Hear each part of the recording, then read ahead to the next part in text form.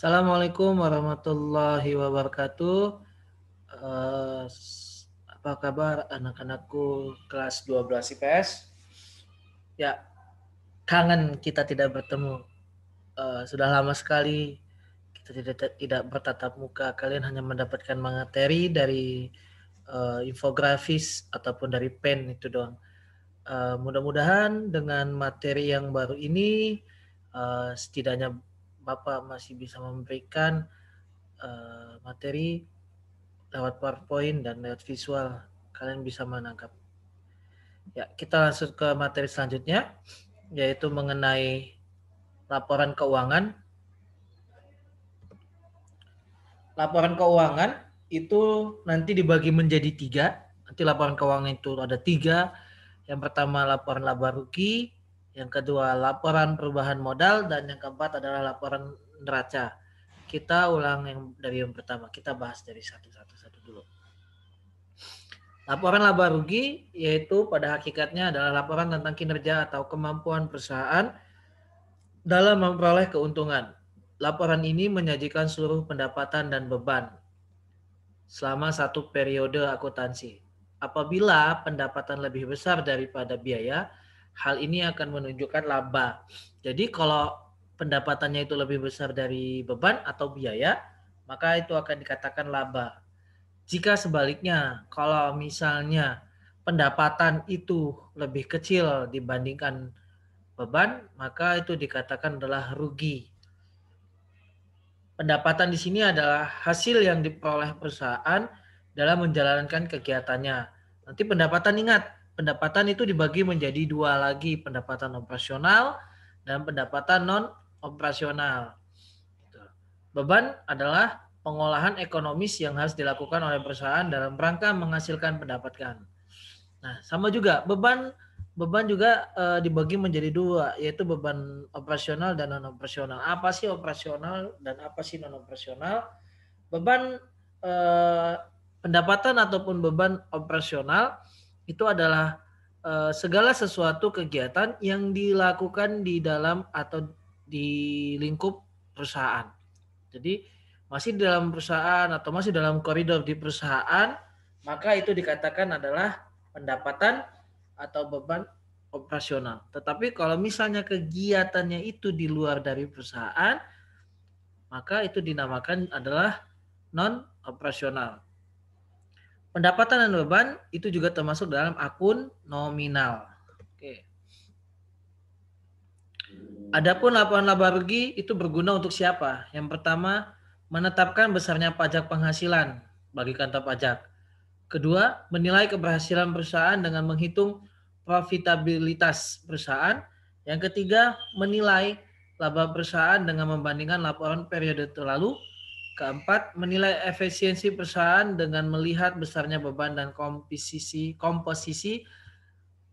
jenis beban. Unsur-unsur laba rugi. Apa aja sih yang dimasukkan dalam laba rugi itu apa aja, akun-akun apa aja? Yaitu adalah akun yang pertama pendapatan. Kita masih di sini adalah membahas tentang perusahaan jasa.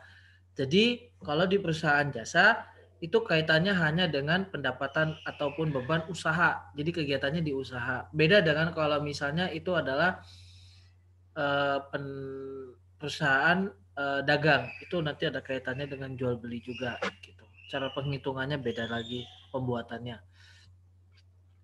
Ya, unsur laba rugi di sini ada 2, yaitu pendapatan usaha dan beban usaha. Yang tadi kita ketahui, nanti kalian akan ketahui bahwa pendapatan itu dibagi menjadi 2, yaitu pendapatan operasional dan pendapatan non operasional.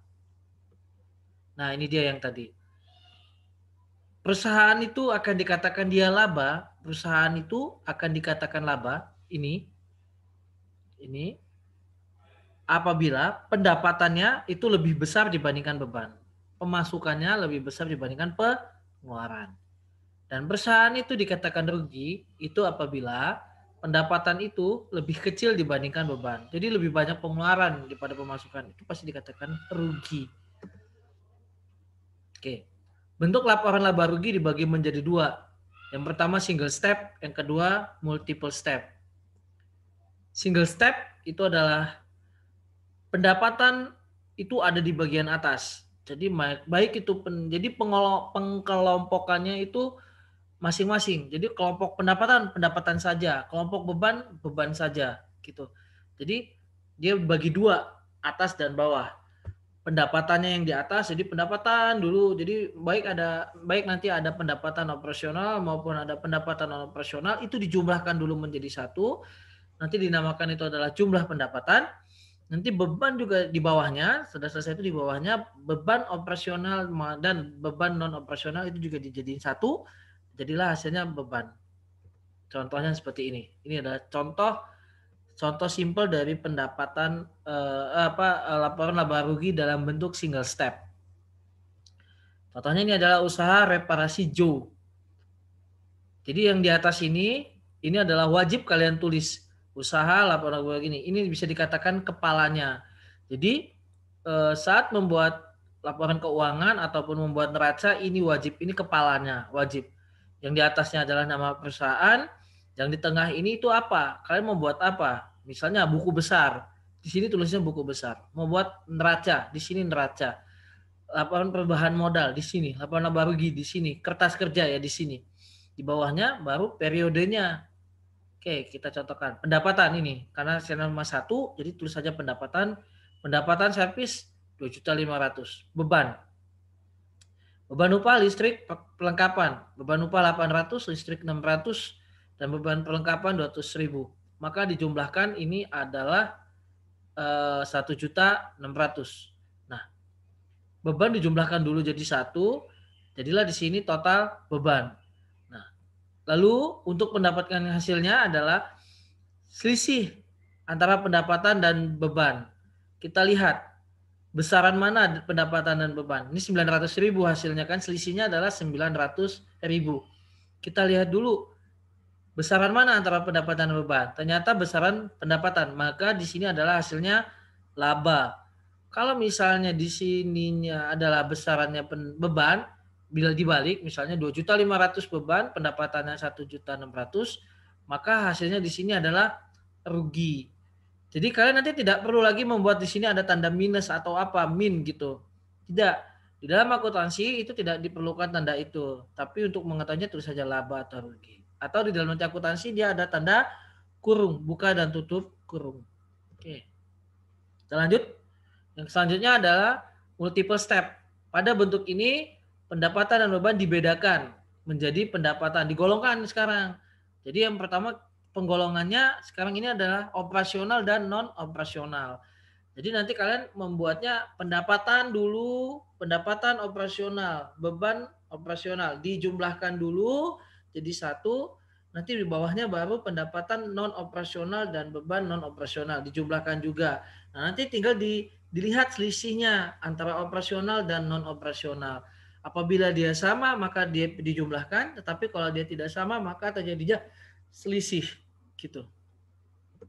Ini contohnya. Pendapatan operasional, pendapatan servis karena dia tidak ada non operasional, di dalam pesawat tidak ada. Nah, beban operasionalnya ini dia. Beban upah tak dijumlahkan, beban upah 800.000, beban listrik 600.000, beban perlengkapan 200.000. Total bebannya 1.600.000. Selisihnya kita lihat. Ternyata di sini adalah 900.000. Ini adalah jumlah laba operasional. Laba karena kenapa dikatakan laba operasional? Karena jumlah pendapatan lebih besar dibandingkan jumlah beban. Lalu pendapatan dan beban non operasional karena tidak ada maka jumlah laba non operasional dia jadi laba. Jadi dijumlahkan antara jumlah laba operasional ditambah jumlah laba non operasional maka dihasilkan adalah laba bersih gitu. 900.000. Itu mengenai tentang laporan laba rugi. Selanjutnya yang kedua, jadi berurutan. Kalian nanti tidak bisa membuatnya kalau ada soal kalian buat neraca dulu baru ke perubahan modal, baru ke laporan laba rugi. Tidak bisa. Jadi buatnya harus berstruktur. Yang pertama harus kalian buat itu adalah laporan laba rugi. Setelah mendapatkan laba rugi, baru kalian akan bisa menjadikan perubahan modal. Setelah perubahan modal, baru kalian akan bisa membuat laporan neraca. Gitu. Jadi tidak bisa diubah, tidak bisa diputar-putar. Oke, kita lanjut. Laporan perubahan modal. Ini adalah sebuah laporan keuangan yang menyajikan informasi mengenai perubahan ekuitas atau modal suatu perusahaan yang terjadi pada suatu periode tertentu. Pada laporan ini disajikan modal awal. Nanti ada penarikan oleh pemilik atau prive bahasanya. Ada saldo laba rugi dan modal akhir. Nah, saldo laba rugi ini yang didapatin dari laporan laporan laba rugi. Kalau misalnya itu tidak akan bisa. Modal akhir itu diperoleh dari modal awal dikurangi dengan saldo penarikan ditambah saldo ini. Dapat disimpulkan bahwa laba menambah modal sedangkan rugi dan prive mengurangi modal. Itu yang kalian ingat. Laba akan menambah modal. Contoh. Ini adalah contoh perusahaan reparasi Jo. Oh, ini di atasnya salah, bukan laporan laba rugi ini tapi laporan perubahan modal. Ini salah. Oke. Ini yang kita lihat apabila itu terjadinya laba. Modal awalnya 10 juta. Laba bersihnya 900.000, prive Tuan Indranya 200.000. Maka laba bersih itu dikurangi oleh prive. Gitu. Hasilnya adalah 700.000. Ya. Nanti modal akhirnya didapat dari modal awal ditambah tambahan modal 700.000. Maka modal akhir usaha reparasi Jo itu adalah 10.700.000. Ya, itu dia. Ya ingat ya, kebanyakan adalah keselipnya di sini. Lupa untuk mengurangi atau menambahkan. Apabila dia laba, maka terjadinya pengurangan terhadap prive. Tapi nantinya modal awal akan ditambahkan dengan tambahan modal atau perubahannya. Perubahan modal namanya. Maka modal akhirnya adalah penambahan. Nah, kita lihat yang ini. Yang ini adalah rugi dari metodenya rugi. Modal awal 10 juta, rugi bersihnya adalah 900, prive Tuan Indra 200.000. Nah, ini tidak dikurangkan tetapi dijumlahkan. Yaitu hasilnya adalah 1.100.000 tambahan modal. Jadi nilai rugi perubahan modalnya rugi. Maka modal awal itu dikurangi perubahan modalnya 1.100.000. Maka modal akhir usaha reparasi Jo adalah 8.900.000. Ya. Kalau yang tadi kalau misalnya laba dia ditambah, kalau yang rugi maka dia dikurang. Yang terakhir mengenai laporan neraca. Laporan neraca merupakan suatu daftar yang mencatat secara sistematis mengenai dari mana perusahaan mendapatkan uang berupa utang dan modal, serta bagaimana perusahaan menggunakan uang tersebut pada tanggal tertentu dan dinyatakan dengan jumlah uang. Laporan neraca ini adalah jenis laporan keuangan yang sangat penting bagi pemakai informasi akuntansi karena melalui neraca itu dapat diketahui dampak keuangan dan transaksi atau kejadian ekonomi terhadap perusahaan. Jadi kita bisa melihat perkembangan dari perusahaan tersebut di neraca ini. Apakah perusahaan itu sehat atau tidaknya gitu dari laporan neraca. Unsur neraca itu ada 3, harta, utang, dan modal. Jadi akun-akun apa saja sih yang dimasukkan dalam laporan neraca? Itu adalah akun harta, akun utang, dan akun modal. Bentuk laporan neraca itu dibagi menjadi 2, ada skontro dan stafel. Skontro itu adalah belah 2. Skontro itu belah 2. Jadi di sebelah kiri itu adalah akun harta. Harta itu bisa dikatakan aktiva. Sedangkan di sebelah kanan itu adalah akun hutang dan akun modal. Atau nanti juga bisa dikatakan pasiva. Oke, ini dia. Harta dibagi menjadi 2. Di sini nanti kita digolongkan ada 2, yaitu harta lancar dan harta tetap. Harta lancar itu yang kita ingat lagi, ayo apa? Harta lancar itu adalah harta yang habis pakai. Sedangkan harta tetap itu adalah harta yang tidak habis pakai tetapi dia mempunyai masa penyusutan. Kas ini adalah total harta lancar 7.700.000, sedangkan total harta tetap itu adalah 13 juta. Maka dijumlahkan harta lancar ditambah harta tetap hasilnya adalah 20.700.000. Sedangkan pasiva, utang dan modal. utangnya adalah 10 juta, modal Tuan Indra adalah 10.700.000, maka utang dan modal dijumlahkan hasilnya adalah 20.700.000. Ini dikatakan balance. Balance itu adalah atau sama itu adalah kolom sebelah kiri itu harus sama jumlahnya atau nilainya dengan kolom sebelah kanan. Gitu. Tetapi jangan dikira apabila balance maka pekerjaan selesai. Belum. Atau pekerjaan benar. Satu tahap bisa dikatakan iya, karena di dalam prinsip akuntansi yang penting kerjaan itu balance dulu. Oh, balance dulu. Masalah benarnya nanti. Yang penting balance, kalian sudah balance, baru nanti kita cross check lagi, kita melihat apakah itu sudah benar atau belum.